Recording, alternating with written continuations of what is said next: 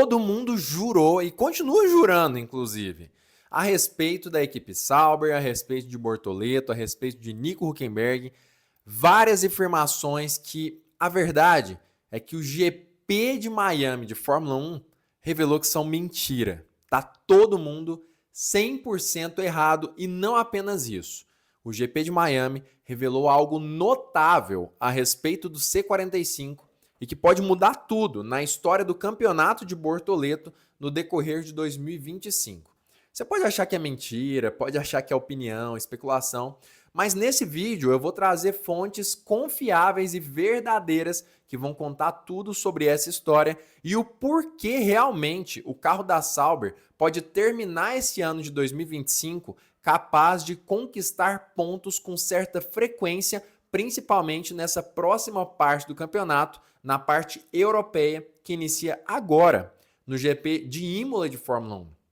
Se você quer saber tudo sobre esses assuntos, já deixa o seu like aqui embaixo para continuar recebendo vídeos como esse de qualidade, mas principalmente se inscreve aqui embaixo no canal, ativando o sininho para todas as notificações, porque o YouTube tem a mania de não mandar os nossos vídeos para todos os nossos inscritos com recorrência. A única forma de você ativar essa notificação é justamente colocando aqui, clicando no sininho que está logo aqui abaixo. Esse vídeo aqui eu tô gravando de boné, eu sei que não é tão comum assim, mas acordei nesse sábado, esse vídeo inclusive vai ser postado aí meia hora depois da gravação.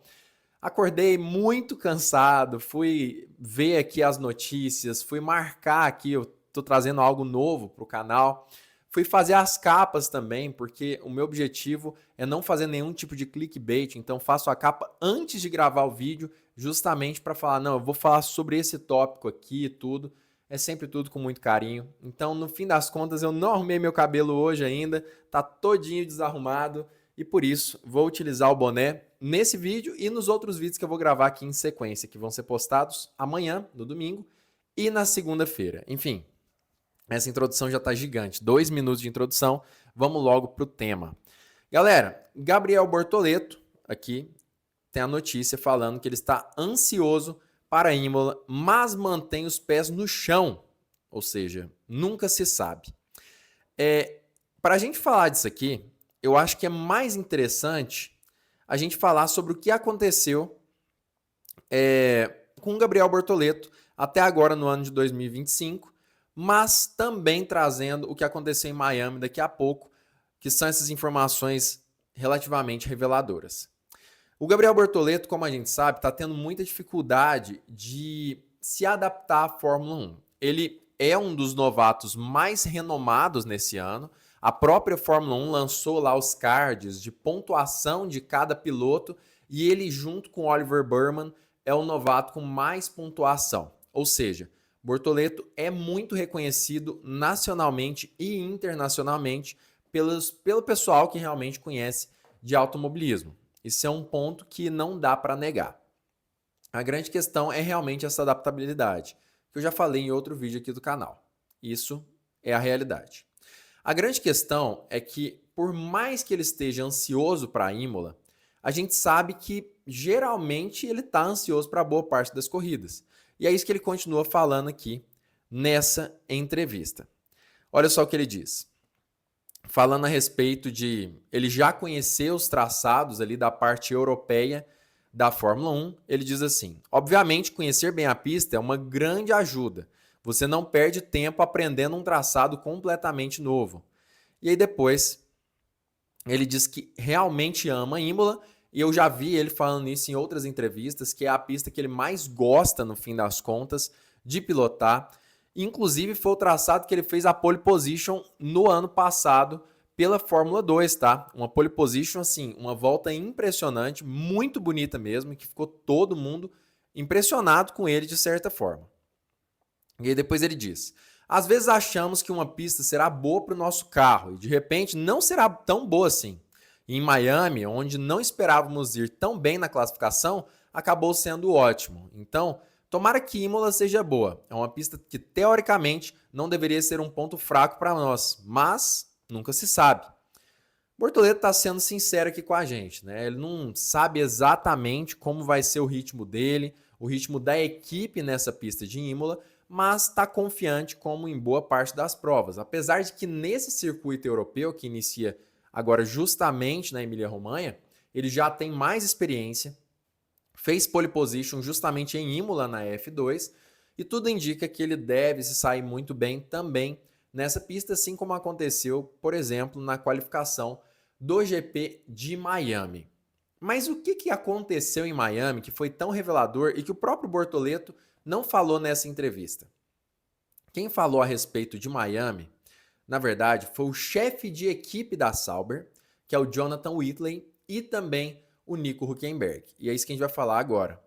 Essa notícia aqui é do F1 Mania, um dos portais mais respeitados aí de Fórmula 1 do Brasil. E eu marquei aqui os pontos mais importantes, tá? Para a gente não precisar ler tudo, mas depois vocês podem pesquisar no seu dispositivo. Jonathan Whitley começa falando justamente que os nossos pilotos tiveram uma boa largada e um primeiro stint sólido. Ou seja, isso aqui é algo interessante, já de cara, porque questão de largada e questão de primeiro stint, questão de ritmo de corrida, sempre foi um problema para a Sauber desde o início desse ano. E aí depois ele fala aqui no final que as paradas foram impecáveis, o que mostra o trabalho excelente da equipe e diz que temos muito que aprender para a etapa europeia. Ou seja, Jonathan Whitley deixou claro que em questão de largadas, a Sauber melhorou muito nesse GP de Miami. Lembrando que poucos vídeos atrás eu vivia dizendo, olha, a Sauber aparentemente tem problemas de manutenção de temperatura, ou pelo menos para alcançar a temperatura ideal dos pneus na primeira volta. Foi exatamente isso que tanto o Hülkenberg quanto o Bortoleto tiveram de problemas, muito provavelmente, lá no GP da China de Fórmula 1, por isso que os dois pilotos acabaram saindo da pista na primeira volta. Enfim, problema aparentemente de largada deve ter sido solucionado. Além disso, o primeiro stint, que é aquela primeira parte da corrida, também foi muito sólido, muito interessante. Isso o próprio chefe da equipe Sauber está falando aqui. Isso além também de falar sobre o trabalho nos boxes. Depois, o Hülkenberg dá essa entrevista aqui, que é a mais interessante e que talvez seja uma das coisas mais reveladoras. Primeiro, Jonathan Whitley fala sobre o carro estar indo muito bem, o ritmo de corrida está muito acima, o próprio Bortoleto fala que não era esperado, e aí depois o Hülkenberg diz assim, mesmo assim, sentimos um passo à frente nesse GP, falando sobre o GP de Miami. Com mais desempenho, podemos brigar por pontos na Europa. Ou seja, o Hülkenberg, que há poucas corridas continuava falando que não seria possível brigar por pontos, nessa corrida do GP de Miami, ele mudou completamente. Isso aqui é uma declaração muito forte. Isso aqui é uma declaração muito séria, porque ele está se colocando em risco, está se colocando em uma posição de vulnerabilidade. Porque ele dizer que o carro da Sauber, que hoje é um dos piores do grid da Fórmula 1, vai conseguir batalhar por pontos nessa parte europeia, realmente é se colocar num risco enorme se ele não soubesse que eles realmente encontraram algo em Miami. Que é algo que o Jonathan Whitley, o próprio Hülkenberg e o próprio Bortoleto confirmam nas suas entrevistas. Eles realmente encontraram algo diferente nesse GP de Miami, que eles vão conseguir levar para Imola, e aparentemente pode ser algo que, se eles tiverem, claro, um upgrade um pouco maior no carro, vai permitir que eles pontuam nessa parte europeia da Fórmula 1.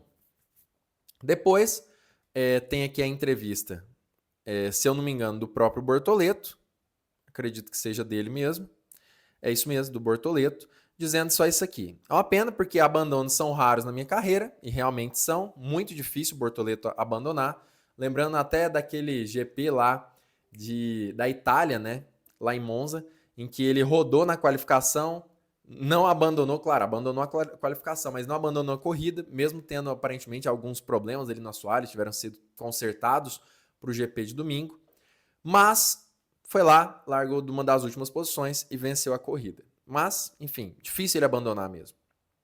Mas no GP de Miami aconteceu. E ele disse simplesmente o seguinte: nosso ritmo em volta única e o desempenho antes da falha mostram que estamos no caminho certo.